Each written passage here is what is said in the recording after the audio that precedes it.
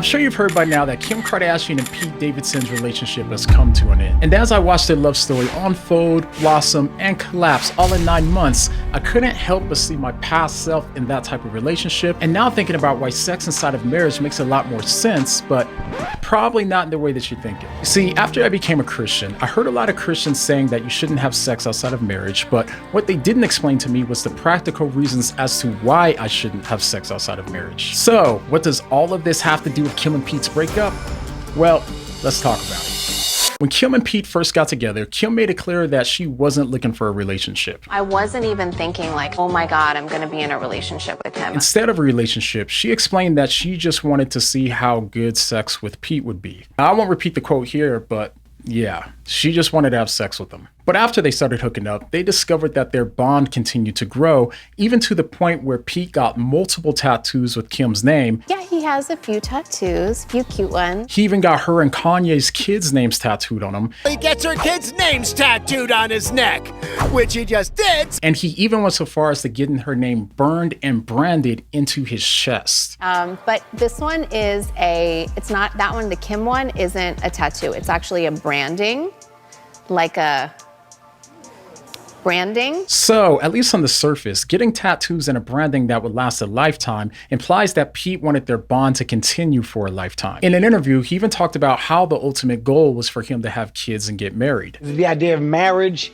with the kid, or is 100%. it just... Okay. I mean, that's the way I hope it goes. The whole night. But just 2 weeks after that interview, their relationship came to an end, and the bond that they established was broken in some sense. People close to them said that both Kim and Pete were upset with the breakup, which is pretty typical because breakups suck and they hurt. It hurts to break these type of bonds that we've created with someone else because these bonds aren't just emotional, they're real and physical bonds that are formed in the brain. If you aren't already familiar with how it works, when we have sex, our brains release chemicals called oxytocin and vasopressin, which help us to bond with and trust other people. These chemicals are responsible for establishing social bonds in the brain, and the more times that we have sex with someone, the more that the bonding connections deepen. Now, this bonding process, of course, has its pros and its cons. On the positive side, this process can lead to a deeper intimacy between two people and can create a connection that will continue to deepen over a lifetime. But on the negative side, it can lead to deeper pain once the bond is broken. And the pain isn't just some sort of concept. As studies show, emotional and physical pain are almost the same in the brain. So when we break off a sexual relationship, the pain is real and it hurts. And I'm sure that a lot of us can attest to that. This happened to me when I was younger. In order to protect myself, I started to mentally separate sex from emotional bonding, and I wasn't aware of the impact that this had on me and my future relationships. The reason why is because when we end up separating sex from emotional bonding as a way to protect ourselves, it makes it harder for us to bond during sex when we do find that person that we want to spend the rest of our lives with. And it's kind of ironic because when you think about it,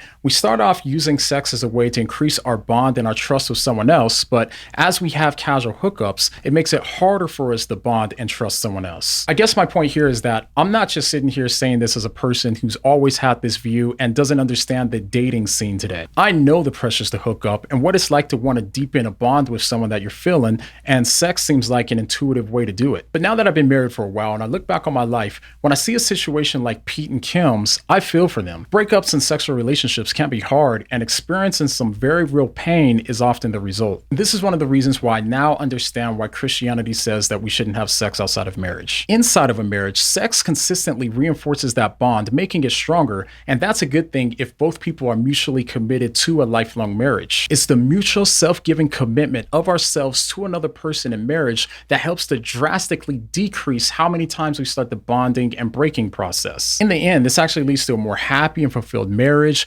happy and more fulfilled life, and sex life in marriage, as countless studies have clearly demonstrated. Even pragmatically, this commitment helps to protect us from worrying about the pain that comes from breaking the bond. Now, of course, this doesn't mean that marriage doesn't prevent you from ever breaking up or losing somebody else, but it does drastically decrease those odds. It seems to me that these brain studies show that we're wired for a monogamous relationship that lasts a lifetime, and we tend to be much more happy and fulfilled if that's what it is. Now, I don't want you to misunderstand me here. Of course, this isn't to say that you're ruined if you've had sex outside of marriage, and even if you've done it with more people than you can count. Nor does it mean that you've lost your value in some sense because of it. I hope you know that there's nothing that you've done that's too big for Christ to forgive. What it means is just that if you're like me, you have to be a lot more intentional now about renewing your mind, just as we're told to do as Christians. In fact, think about how fitting that verse is. It says, "Do not conform to the pattern of this world," like sex outside of marriage, "but be transformed by the renewing of your mind." Our minds develop patterns that make bad habits harder to break,